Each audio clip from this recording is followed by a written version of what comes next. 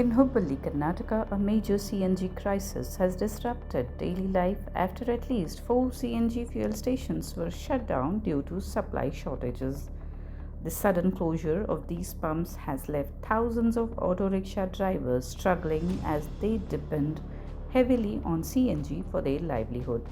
The situation escalated when auto drivers gathered in large numbers outside CNG stations, protesting against both the shortage and the unexpected rise in CNG prices.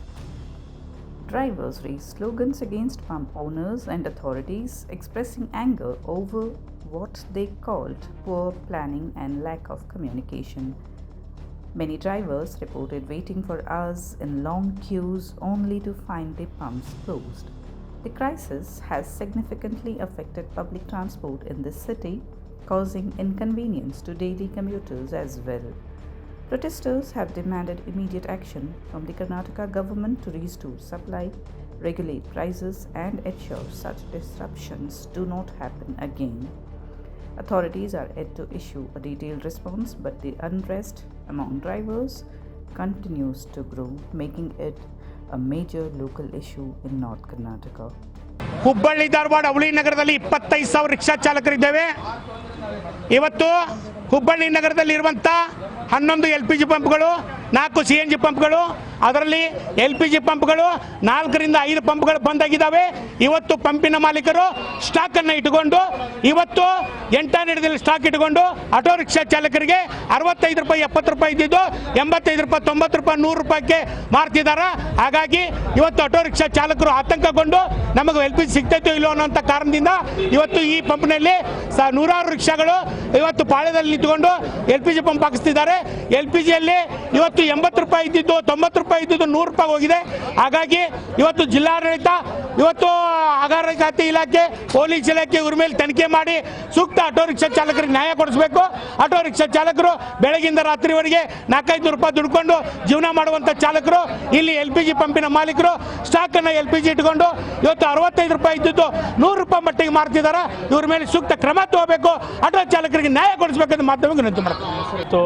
ಬೇರೆ ದೇಶಗಳೇ Iran, Israel, America ಇನ್ನಿತರ ಹೊರದೇಶಗಳಲ್ಲಿ ಏನು ಇವತ್ತು ಯುದ್ಧ ನಡೀತಾ ಇದೆ, ಈ ಒಂದು ಯುದ್ಧದ ನೆಪ ಇಟ್ಕೊಂಡು ಇವತ್ತು 32 ದಿನ ಆಯಿತು. ಈ ಒಂದು 32 ದಿನ ಕಳೆದರೂ ಕೂಡ ಇವತ್ತು ರಾಜ್ಯದಲ್ಲಿ ಗ್ಯಾಸ್ ಪೂರೈಕೆ ಸಿಗ್ತಾ ಇಲ್ಲ, ಗ್ಯಾಸ್ ಪೂರೈಕೆ ಆಗ್ತಾ ಇಲ್ಲ. LPG ಗ್ಯಾಸ್ ಯಾಕಪ್ಪ ಅಂತಂದರೆ ಇವತ್ತು LPG ಗ್ಯಾಸ್ ಪಂಪಿನ ಮಾಲೀಕರು ಏನು ಮಾಡ್ತಾ ಇದ್ದಾರೆ ಅಂದರೆ ಆಟೋ ರಿಕ್ಷಾ ಚಾಲಕರನ್ನ ಹಗಲು ದರೋಡೆ ಮಾಡ್ತಾ ಇದ್ದಾರೆ. ಹಗಲು ಸುಲಿಗೆಯನ್ನು ಇವತ್ತು ಮಾಡುವಂಥ ಕೆಲಸ ಇವತ್ತು LPG ಗ್ಯಾಸ್ ಪಂಪಿನ ಮಾಲೀಕರು ಮಾಡ್ತಾ ಇದ್ದಾರೆ. ಇವತ್ತು ಜಿಲ್ಲಾಡಳಿತ ಏನು ಮಾಡ್ತಾ ಇದೆ ಗೊತ್ತಾ ಇದೆಯಲ್ಲ, ಇವತ್ತು ಮಹಾನಗರ ಪಾಲಿಕೆ ಏನು ಮಾಡ್ತಾ ಇದೆ ಗೊತ್ತಾ ಇಲ್ಲ.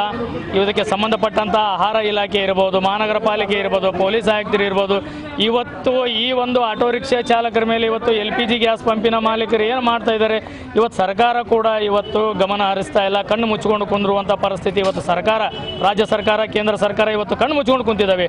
ಇದೇನಾದರೂ ಮುಂದುವರಿ ಇದೇ ರೀತಿ ಆತಂದರೆ ಇವತ್ತು ನಾವು ಹುಬ್ಬಳ್ಳಿ ನಗರದಲ್ಲಿ ಇವತ್ತು ನೋಡ್ತಾ ಇರ್ಬೋದು, ಹುಬ್ಬಳ್ಳಿ ಧಾರವಾಡ ಅವಳಿ ನಗರದಲ್ಲಿ 25,000ಕ್ಕಿಂತ ಹೆಚ್ಚು ಆಟೋ ರಿಕ್ಷಾ ಚಾಲಕರಿದ್ದೇವೆ. ರಾಜ್ಯದಲ್ಲಿ 10 ಲಕ್ಷಕ್ಕಿಂತ ಹೆಚ್ಚು ಆಟೋ ರಿಕ್ಷಾ ಚಾಲಕರಿದ್ದೇವೆ.